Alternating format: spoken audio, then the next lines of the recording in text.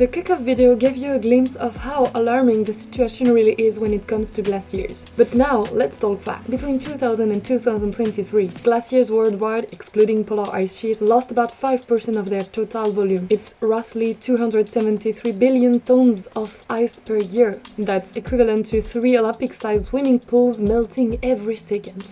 In Europe, the picture is even more dramatic. Glacier volume in the Alps and Pyrenees has dropped by 40% in just over 2 decades, among the fastest losses on the planet. And in France, the outlook is bleak. Around 75% of alpine glaciers are projected to disappear by 2050, no matter the climate scenario. Most are small, low-altitude glaciers, especially vulnerable to warming and likely to vanish even if emissions are cut. Scientists have been studying glaciers for a long time. This isn't a new discovery. But what's changed in the last few decades is the speed and the scale of the retreat. Every year new studies come out, and every year the results are more alarming than the last. The message is clear: we're losing ice faster than expected, and it's accelerating. To understand the future of glaciers, observation alone isn't enough. We need to model them. That's exactly what we're going to explore in today's video. In the upcoming episodes, we'll dive into a real case study and build a glacier model together using the same tools that scientists use. So if you're curious to see how it's done, make sure to subscribe and follow the next episodes. Of course, feel free to jump into the conversation. This channel is meant to be a space for sharing, learning and open discussion. So leave a comment, whether it's a question, a thought or a suggestion to improve future Geodocs. Before we can understand how to model glaciers, we need to be clear about what a glacier actually is. So a glacier is a large, slow-moving mass of ice that forms over time from compacted snow. When snowfall accumulates year after year without completely melting during the summer, it gradually compresses into dense ice. This ice eventually becomes heavy enough to deform and flow under its own weight, slowly moving downhill like a frozen river. So glaciers are not static, they are a dynamic system constantly gaining and losing mass. This gain and loss is what we call the glacier mass balance, and it's governed by two main processes: accumulation and ablation. Accumulation occurs primarily through snowfall, which adds mass to the glacier, especially in the colder, higher altitude zones. Ablation, on the other hand, is the loss of ice through melting sublimation, so where ice turns directly into vapor, or calving, the breaking off of ice into water, typically in tidewater glaciers. If a glacier accumulates more snow than it loses, it will grow, but if ablation exceeds accumulation, the glacier will shrink. The boundary between those two zones, where accumulation equals ablation, is called the equilibrium line. This line shifts depending on climate conditions, particularly temperature and precipitation. So in warmer years, the equilibrium line moves higher up the glacier, reducing the area of accumulation and accelerating overall mass loss. Several factors influence this delicate balance. The most critical is air temperature. Rising temperature increases melting at the glacier surface and reduces the likelihood of snow falling at lower altitudes. Even small increases, just a degree or two, can have major effects on the glacier's mass balance. According to the IPCC's sixth assessment report, small and mid-sized glaciers in temperate regions are among the most sensitive indicators of climate change. Another key factor is precipitation.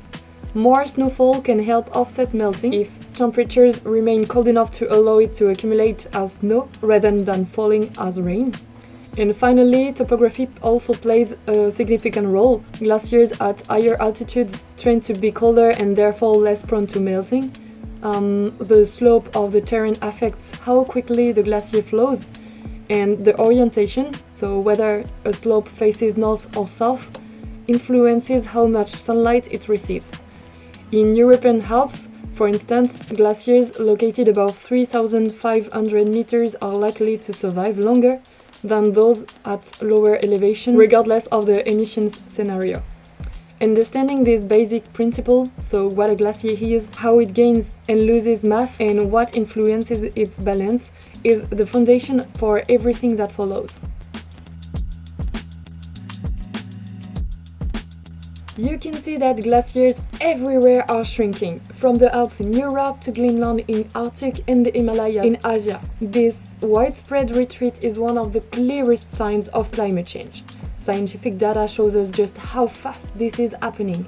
On average, glaciers are losing a significant portion of their mass every year, with rates of ice melting accelerating over recent decades. We can measure this by tracking changes in glacier volume globally. If we look at the global glacier volume over the past century, we see a clear downward trend. Glaciers are losing volume at an unprecedented rate. Observations give us valuable data about what is happening right now or what has happened in the past. Satellite images, field measurements, and historical records show us glacier retreats, ice thickness changes, and surface melting patterns. However, observations alone do not explain why these changes occur or how glaciers will respond under different future conditions. This is where modeling comes in. Glacier models allow scientists to simulate the physical processes driving glacier behavior. By integrating complex interactions between climate variables, ice dynamics, and topography, models help us move beyond simply observing changes to understanding the underlying mechanism. One of the primary purposes of glacier modeling is to forecast how glaciers will evolve under different climate scenarios. Models let us test the impact of varying temperature increases, precipitation patterns, and other climate variables on glacier mass balance and flow. By running these simulations, scientists can predict future glacier volume, rates of ice loss, and contributions to sea level rise. These projections are essential for anticipating the long-term effects of climate change on water resources, sea level, and ecosystems. The goal here is to explain models in a simple but accurate way. A glacier model is basically a set of mathematical equations designed to simulate how a glacier behaves. These equations take into account climate data like temperature and precipitation, as well as the glacier's physical characteristics and the surrounding topography. It is to know that there are different types of glacier models. Some are relatively simple and focus on glacier's mass balance, basically how much ice it gains or loses over time. These simpler models often work in 2D and are essential for monitoring glacier retreat and volume changes across seasons and years. They use multitemporal data, meaning repeated observations over time, such as satellite observation, for example, or aerial photos, in order to capture how glaciers evolve. On the other hand, more complex models use 3D numerical simulations to capture detailed glacial dynamics, including ice flow, deformation, and interactions with the terrain. So these 3D models are powerful tools that help scientists understand the physical processes driving glacier movements and melting in greater detail.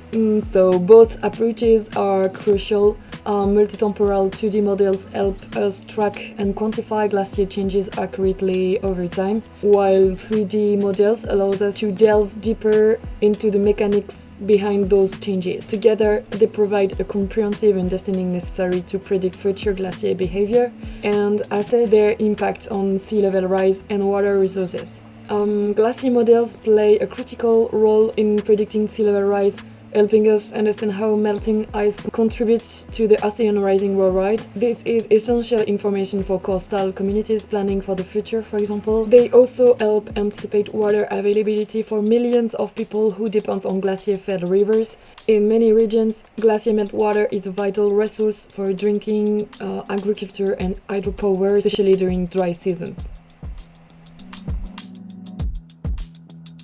To sum up, modeling glaciers means understanding them deeply in order to anticipate future changes. In upcoming episodes, you will discover how glacier models are built using real case studies.